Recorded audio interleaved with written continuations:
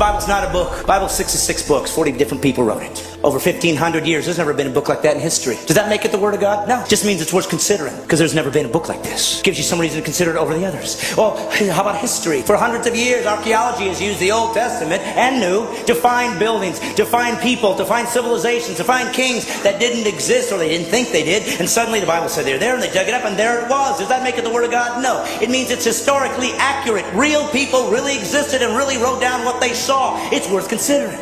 And then a man showed up one day named Jesus. And he said, I'm that guy.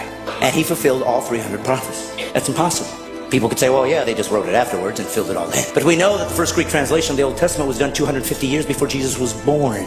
So how could they possibly know that he'd be born? How could they possibly know he was going to be crucified when crucifixions didn't even exist as a capital punishment yet? How could they know that he'd be betrayed for 30 pieces of silver 250 years before there was a Jesus? Does it make it the Word of God? No, but it's starting to get close. And then Jesus said he would fulfill these things and did miraculous things to prove I'm not just a guy talking like everybody else. Look what I've done. And then he said this, I'm going to prove it to you. I'm going to die, and I'm going to come back to life. Nobody's ever done that.